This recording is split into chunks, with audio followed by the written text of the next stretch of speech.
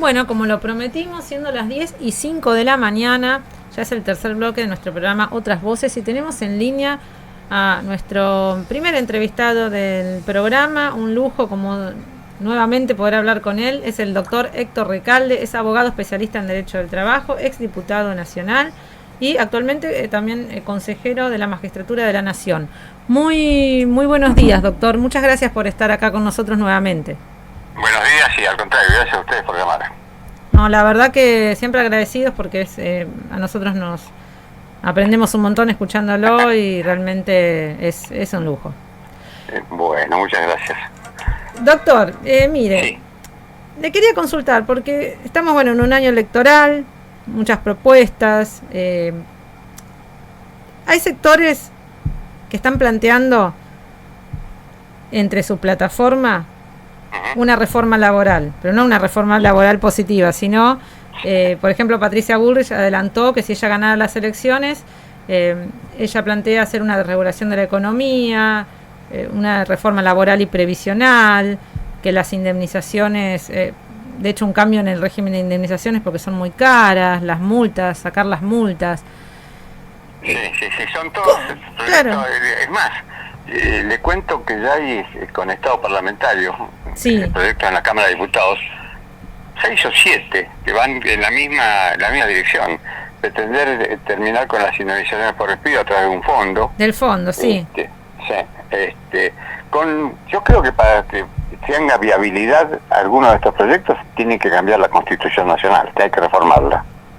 Porque no solamente por el artículo 14 bis del año 57, en el 1994, cuando se reformó otra vez la Constitución Nacional, se sancionó el artículo 75, inciso 19, sí, que establece la progresividad de los derechos. O sea, no puede haber una regresión en los derechos adquiridos, con lo que se ponen un tope a estas pretensiones. Pero además, le da jerarquía constitucional al principio de justicia social. O sea que realmente o no conocen la Constitución o la ignoran a propósito, tratando de fidelizar desde la derecha a su propio espacio. Si no, no se entiende. Pero además quiero decir que este fondo que están promoviendo, ¿por qué va a significar un mayor costo laboral para el empresario que no tiene en sus planes despedir sin justa causa? Tiene que pagar una contribución que de ninguna manera, si no despide, ¿por qué va a pagar? Claro, esto le aclaro a los oyentes que este debate sobre el Fondo Compensador Laboral vendría a ser un sistema similar a... lo que se plantea es un sistema similar al régimen de la construcción, ¿no? ¿Es así? Exactamente. Que cada... Pero en la construcción, que lo debatimos mucho, fue en el año 1900, hace pila de años, 1968. Pero tiene algún sentido porque hay contrataciones de muy poco tiempo. Yo que sé, para refaccionar una obra, 2 meses. Distinto la construcción de un edificio, pero hay mucho trabajo en la construcción que tiene una temporalidad muy escasa. Entonces, bueno, tal vez en ese momento, que lo cuestionamos también, pero tenía algún tipo de en la industria, porque en los empleados del comercio, ¿cuál es la razón? La razón en realidad es someter a los trabajadores a una inestabilidad brutal, que no tiene freno. Y ya le digo que uno tiene que hacer autocrítica, porque las indemnizaciones por despido en nuestro país se rebajaron, y la rebajó nuestro gobierno. Yo en su momento lo critiqué. Fíjese, hay algo que desapareció, que era la indemnización mínima por despido, que históricamente esto comenzó desde la primera ley de despido en 1929, sí. Siempre hubo una indemnización mínima. Mire, cuando la tarifa de cuánto se pagaba por año de servicio, fracción mayor de 3 meses, era medio mes de sueldo, la mínima era 2 meses. Cuando llegó el general Perón y teníamos el sistema que tenemos ahora, un mes de sueldo, sí, por cada año de servicio, fracción mayor de 3 meses, el mínimo eran 2 meses. Con la ley, la última ley, que fue de nuestro gobierno, esa mínima desapareció. Ya no hay una indemnización mínima. El preaviso llegó a ser en una época 3 meses de sueldo. Hoy lo tenemos en un mes de sueldo el preaviso, y 2 meses cuando tiene más de 1 mes o 2 meses. Claro. O sea que tenemos, además hay otro déficit, una veintena de leyes sancionadas durante la dictadura cívico-militar. Lo digo como autocrítica, porque no conseguimos derogarlas. Ojo, yo fui 12 años diputado nacional. Replanteé, lo volví a presentar y nunca logré hacerlo. O sea, usted decía, queremos una reforma laboral positiva. Sí, yo lo planteé en su momento con mucha timidez, para ir despacito, que es cuánto dura la jornada de trabajo. Tenemos una ley casi centenaria que establece 8 horas diarias o 48 horas semanales. Yo había planteado reducir las 48 o 45 horas. A 45, sabiendo que hoy en día muchas compañeras y compañeros trabajan eso, 9 horas por día durante 5 días por semana, 45, y no lo logré. Hay un poder silente que uno no sabe dónde está, pero que existe, que impide estas cosas, ¿no? Y estos son temas que hay que debatir tratar de instalar esta preocupación para que la comparta todo el mundo, ¿no? Sí, lo escuché su debate en La García con Daniel Rosato sobre el Fondo Compensar Laboral. Y realmente ¿sabe que llegué a un acuerdo con ese empresario? ¿Y sabe con él? Nosotros con los accidentes de trabajo en el sistema de las aseguradoras de riesgo de trabajo, que son entidades de lucro. Sí, las RT. Es incompatible con la seguridad social. Los empresarios pagan un costo en demasía, cuando podían tener, excluyendo el lucro, está el rol del Estado, las propias obras sociales sindicales, que muchas veces estas obras sociales se hacen cargo de accidentes de trabajo que tendría que pagar las RT. Bueno, estaba de acuerdo, porque ellos pagan una contribución creo de 3,5 puntos por mes. Es un costo alto, ¿no? O sea, como conversando uno puede llegar también a acuerdos. Sí, me pareció muy interesante ese debate, la verdad que sí. Sí, hay tantas cosas, mire, yo hice un cálculo. Nosotros tenemos 6 millones y medio de hombres y mujeres que trabajan en relación de dependencia en la actividad privada. Si cada uno de ellos dejara de trabajar una hora, solamente una hora, siempre digo, el derecho laboral no crea empleo ni lo destruye, es la política económica, como diría Bill Clinton, ¿no? Pero lo que sí puede hacer el derecho laboral es tener una regulación de la jornada que sea más efectiva, que sea más solidaria. Bueno, una hora menos, hay 900.000 personas que entrarían a trabajar. No es poca cosa, es un montón. ¿no? Es un y montón. Además, algo más, ¿se acuerda de Juan Carlos Pugliese, ministro de Economía, que decía, le salí con el corazón y me contestaron con el bolsillo? Sí. Bueno, yo le puedo hablar a los empresarios con el corazón y con el bolsillo. Está probado que la disminución de la jornada de trabajo tiene 2 efectos. Aumenta la productividad y disminuye los accidentes de trabajo. Y al disminuir los accidentes de trabajo, corazón y bolsillo, no solamente se protege al hombre y a la mujer de los riesgos implícitos en el trabajo, sino también baja el costo laboral. Así que hay muchas cosas para hacer de reforma en el lado positivo, ¿no? Claro, usted siempre aclara, puede ser una reforma laboral en favor del trabajador y no como siempre se plantea, que son reformas en realidad que regresivas, ¿no? Como usted bien plantea. Claro. Hay posibilidades de hacer Ahora, cosas, lo que yo me pregunto, ¿por qué se instalan o qué hay de cierto en esto de decir, bueno, en realidad las pymes quiebran por ejemplo, Daniel Rosato planteaba esto, ¿no? ¿Hay cuántas pymes que quiebran por un juicio laboral? O sea, ¿por qué se instala eso? Que por ahí si una pyme le va mal es por los trabajadores. Sí. Puede ser en alguna circunstancia excepcional que una pyme que pierde un juicio laboral no pueda afrontar el costo. Esto puede ser. Es un riesgo de empresa, ¿no? Sí. Lo que digo es que no existe la industria del juicio. Mira, nosotros tenemos más o menos 3,5 millones de trabajadores informales. O sea, en negro, para decirlo con más claridad.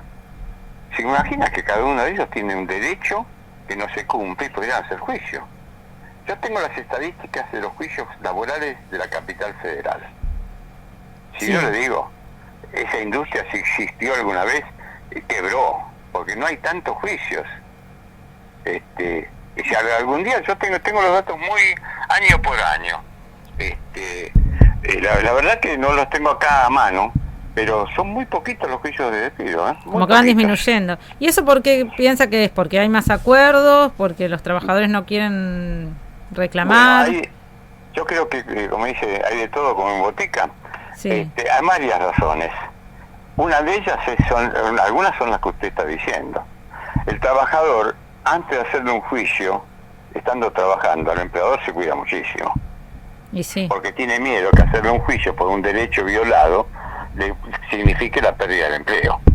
Y ese miedo, que tendría que terminar cuando fue despedido, y cuando ya perdió el trabajo, se prolonga. ¿Y sabe por qué se prolonga? Por el temor a que si puede conseguir un nuevo empleo, el futuro posible empleador pida informes y le diga lo anterior, este me hizo juicio y no lo contraten. Entonces, la verdad que es muy indigno que alguien no defienda su derecho porque tiene miedo. Y eso está pasando, ¿eh? Sí, por sí, eso claro. hay tan pocos juicios laborales, ¿eh? No, claro, claro. Doctor, ¿usted qué opinión tiene en esta? Hay una realidad que tenemos prácticamente un 40% de trabajo en forma precaria, en negro, Sí. ¿no? Todos estos trabajadores que no gozan de los derechos de un trabajador registrado. Y también está la otra realidad de trabajadores que aún estando registrados, no llegan, esos sueldos no llegan a la canasta básica. Bueno, ese es un problema de nuestro gobierno. Porque, como usted dice, hay pobreza por ingresos. Claro. Un trabajador formal, con el sueldo que establece su convenio colectivo, con un empleador que cumple con todos sus derechos, no llega a fin de mes con ese ingreso. Se está distribuyendo mal, y esa es una autocrítica. Por eso uno viene planteando que haya un aumento de suma fija. Sí, creo que lo hablamos la última vez. Lo planteó Cristina eso originariamente. Un aumento de suma fija, porque la suma fija apoya mejor, cuando hay escasez de recursos, al que gana menos que un porcentaje. Pero bueno, algo hay que hacer. Además yo diría, mire, yo lo vengo planteando cuando no había elecciones, pero le digo a mi gobierno, vamos a tener elecciones este año. Hagamos, ¿quién nos respalda a nuestra política oficial? Los trabajadores y las trabajadoras. Entonces ese tiene que ser el objeto de nuestro deseo, que tengan un mejor ingreso. Además, ¿sabe qué? El mercado doméstico ocupa el 70% más o menos del Producto Interno Bruto. Si los trabajadores y las trabajadoras ganan más, no van a armar una cuenta offshore, no van a hacer plazos fijos, consumen. Y el aumento del consumo es el principio básico para la evolución de cualquier economía interna, ¿no? Por donde se lo mire no tiene desperdicio, ¿no? No, que ahora también la inflación se lleva, la inflación en los alimentos, ¿no? Claro, hace que un trabajador, ¿en qué destina? Uno cobra un sueldo, ¿qué hace? Compras lo más importante, que es la comida, después no queda mucho resto para todo lo demás, para comprar ropa. Va y consume, eso es lo que hace. Entonces, bueno, privilegiemos esas cosas, ¿no? Mire, yo decía la cantidad de juicios que hay, estoy desplazando a buscar una planilla, porque lo tengo acá, y ya le digo, en un minuto, cuántos juicios se iniciaron por despido, por ejemplo, en los tribunales de la capital federal. En el año 2022, ¿sabes cuántos juicios? 24.224. 24.000. Son muchos. Cuando tenemos tantos trabajadores con derechos violados. No, para nada, ¿no? No, para nada. Así que esto sirve, leer las estadísticas, sirve para una discusión más razonable con los empresarios. Es que yo percibo eso, que por ahí ellos lo que hacen es tirar estas consignas, se las ponen en discusión, van a los medios hegemónicos, entonces uno, el que está del otro lado, dice, sí, no, esto es verdad, hay que hacer algo. Claro. Y uno hasta termina teniendo un discurso que va en contra de sus propios derechos. Y bueno, porque la prensa hegemónica juega esa función. Nosotros tenemos que combatir contra poderes muy económicos poderosos, ¿no? Y también se ensalzan a figuras de la política que plantean, por ejemplo, Milei, nosotros siempre tenemos ese tema acá, pero Milei plantea terminar directamente con los sindicatos, que no haya negociación colectiva, si fuera por él aboliría el derecho al trabajo. Entonces digo, ¿cómo un trabajador no puede votar eso? Porque va en contra de sus derechos. Sí, la verdad que a veces uno se sorprende ver un porcentaje de lo que tiene Milei, que no es despreciable, ¿no? O sea que ese discurso entra en un sector de la sociedad, pero por eso hay que contrarrestarlo con esos datos de la realidad.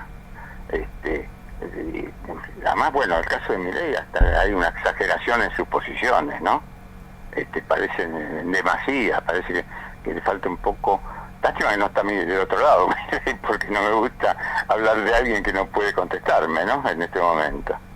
Pero sería útil ver qué significa.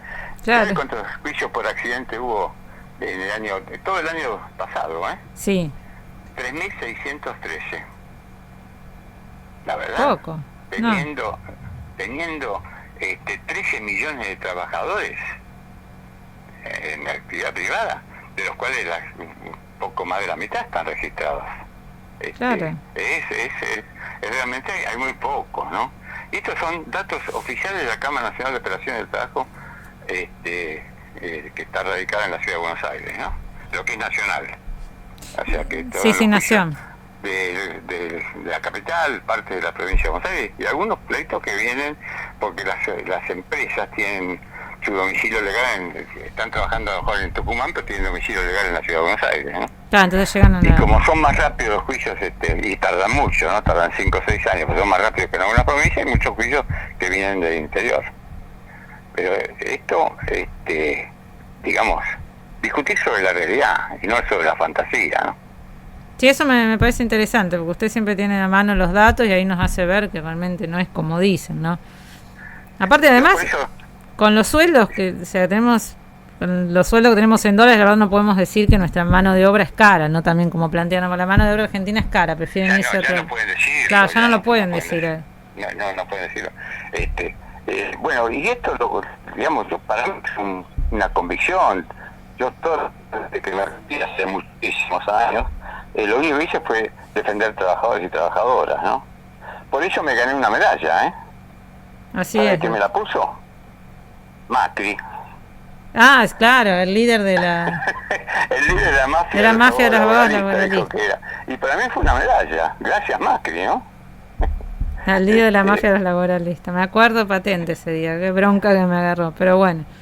Sí. Termina siendo... Y bueno, pero, insisto, ¿no? Aparte como si fuera fácil ser abogado laboralista. Como si fuera fácil, porque es... No es. Cuando uno trabaja en lo que le gusta, ya tiene la mitad del partido ganado.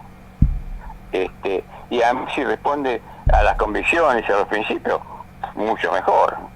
Y cuando a mí me piden que me defina, digo abogado laboralista. Y punto, ¿no? Esa es mi ADN, pero no me gusta hablar de mí. No, así es. Doctor, lo saco ahora para el tema de la política. ¿Qué le pareció el plenario, este plenario del Frente de Todos, las definiciones? Bueno, yo, algo que pueda... como decía ese personaje, nunca hice política, siempre fui peronista, ¿no? Sí. Me parece fantástico. Yo estuve en la negra estuve. Pero se están multiplicando. Hay reuniones de compañeras y compañeros. Tenemos que discutir un programa para estas elecciones, y esto se está haciendo, para exhibirle a la sociedad qué es lo que nosotros pensamos que se debe hacer un gobierno, ¿no? Y hacer también un poco de autocrítica. Pero es cierto que nosotros todavía no logramos los objetivos que nos planteamos, pero vamos caminando hacia esos objetivos. Los otros no tienen estos objetivos, De otro lado está el macrismo. Macri dijo que quiere hacer lo mismo que había planificado, pero más rápido, ¿no? Sí, bueno, como que ese lado está todo... Los abogados decían la confesión de parte, relevo de prueba. O sea, hagamos autocrítica nosotros, pero pensando que tenemos que tener algún límite, porque si no estamos haciendo fuego amigo. Y además quiero decir otra cosa, cuando hacemos crítica a unas políticas de nuestro gobierno, yo digo, desde la tribuna todos hacemos goles, ¿no? Hay que estar en la cancha para saber las dificultades que hay, porque juega otro equipo. Entonces, también paro un poco con la autocrítica, porque bueno, para no ser injusto, ¿no? Sí, no, uno también, en realidad es crítica constructiva, ¿no? Siempre digo, crítica constructiva como claro, para... Sí, por eso, pero digo que para que sea constructiva tiene que tener límites. Sí, me pasa que es difícil porque uno también ve... Es difícil porque uno se entusiasma y plantea cosas con las que sueña en realidad, sí, ¿no? Sí. Pero bueno. No, y uno también ve a su semejante, pero ahí ve que uno ve que que sus personas cercanas la están pasando mal, en La Plata no alcanza, y uno realmente dice, no, pero si esto no era nuestro programa, si esto no era lo que nosotros... pero bueno, a mí me pasa en la consulta. Claro. Cuando viene un trabajador y plantea y cuenta y uno escucha, ¿no? Y escucha y la verdad, no la están pasando bien, ¿eh? Por eso. Además, hay algunos instrumentos que uno ve que por qué no se utilizan a veces, ¿no? Como la ley de abastecimiento, por ejemplo. Sí, me lo había dicho usted en otra oportunidad. Le da muchas herramientas al gobierno, al Estado, para proteger estos intereses nacionales, ¿no? Sí, porque el tema... en su aplicación, vaya a saber, pero yo la estuve releyendo hace un tiempito y la verdad, ojo con los que acaparan, ojo con los que especulan, la ley le da muchos instrumentos a nuestro gobierno. Hay una ley de 20.680 de Onganía, no es nuestra, la ley de Onganía. Así que como diría Ortega y Gasset, argentinos a las cosas, ¿no? Doctor, ¿le gustaría que se presente Cristina como candidata a presidente? Por supuesto. Para mí, mi conducción política, yo quisiera, a veces digo, le pedimos mucho, ¿no? Le pedimos, sé quién es nuestro mejor candidato, es Cristina Fernández. Así que no, de eso no tengo duda. Vamos a ver a ver qué pasa, ¿no? Sí, yo confío mucho en la expresión de nuestro pueblo, y la próxima fecha que se avecina es el 24 de marzo. Sí. La lucha por los derechos humanos también implica la lucha por los derechos humanos sociales, ¿no? Y en eso Cristina es la mejor exponente de estas convicciones, de estos principios. Y la que tiene mayor apoyo popular, sin ninguna duda. Dígame qué otro candidato puede tener la entidad que tiene Cristina, ¿candidato o candidatas? Para mí ninguno. Salvo yo, ¿no? Bueno, salvo yo. Y bueno, le falta eso, candidato a presidente. Quiero decir, yo soy muy canero, ¿no? Para mí no hay ninguno igual. No, yo creo que como líder como Cristina, no. Yo siempre digo, les puede no gustar, pero no hay, la verdad que no hay. No, pero además, por eso digo, pedirle mucho, porque ya dio demasiado, ¿no? Sí, de su vida dejó. Sí, no, la verdad que sí, ojalá que vaya, sí, que vaya Cristina en 2023. Yo creo que hay una especie de clamor el 24 de marzo por Cristina. Vamos a ver qué respuesta obtenemos, Sí, van a seguir esos plenarios, además, eso es muy positivo, que se repitan esos plenarios. Y a mí lo que me pareció interesante,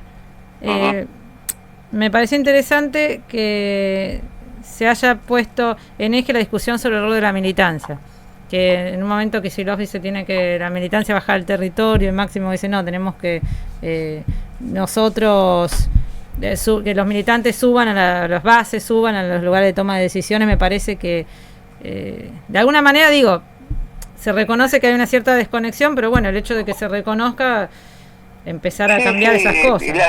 Claro, cuando hablamos de participación se trata de eso, ¿no? El general Perón decía, cuanto más participa el pueblo en la cosa pública, mejor son los resultados. Entonces, participar incluso en niveles de conducción, máximo, ¿no? Es muy importante eso, de las compañeras y los compañeros. Y otra cosa que hemos ganado mucho es la cuestión de género. La verdad, usted sabe que yo siempre decía que soy argentino, republicano, demócrata, peronista. Desde Ni Una Menos le agregué feminista. Bien. Y yo sé que las dificultades que existen para lograr una plena, pero eso se construye como la utopía, uno va caminando. Pues hay cuestiones culturales, biológicas, que hacen que la mujer no tenga la igualdad esa que uno quiere, pero que por lo menos extrememos todas las posibilidades de alcanzar lo más posible en la escala de igualdad ese objetivo, ¿no? Sí, así es decir, como usted bien explica, en progreso, ¿no? Que los derechos vayan en progreso y no retroceder, no permitirnos retroceder. No, para nada. En ese sentido va a ser muy difícil que se retroceda, ¿no? Incluso la participación representativa paritaria que hay también es una forma de promover la participación política de las mujeres. Claro. Porque cuando uno mira, por estas razones que le acabo de poner, son más los militantes varones que los militantes mujeres. En el Por estas sindicalismo, razones sí. que explicamos. Sí, Pero sí. está bien la paridad, porque la paridad promueve y ayuda a vencer esas dificultades que tiene la mujer. Sí, El pero hombre no todavía, las tiene. sí, todavía en el ámbito laboral nos falta un poco, pero Claro, bueno, claro. hay que seguir en la lucha. Así es. Así Doctor, le agradezco muchísimo por esta comunicación, siempre es un gusto hablar con usted. No, muchísimas gracias por haber llamado, porque ayuda mucho este intercambio de opiniones, ayuda también a repensar lo que uno está creyendo, ¿no? A ver si tiene que corregir algo o aumentar algo. Siempre, digamos, la confrontación de ideas, el debate de ideas es bueno. Y acá nos están sea. escuchando varios abogados laboralistas, entre ellos el doctor Sergio Arce, que nos dice excelente y le manda saludos, así que bueno. Bueno, un saludo, un abrazo para Arce, ¿eh? También Y para todo el puesto que nos están, las y los que nos están escuchando, ¿no? Muchísimas gracias, doctor, que tenga un Un excelente abrazo, fin de semana y que se repita pronto esta charla. Bueno, cómo no, a las órdenes, ¿eh? Adiós. Hasta la próxima. Bueno, estábamos hablando con el doctor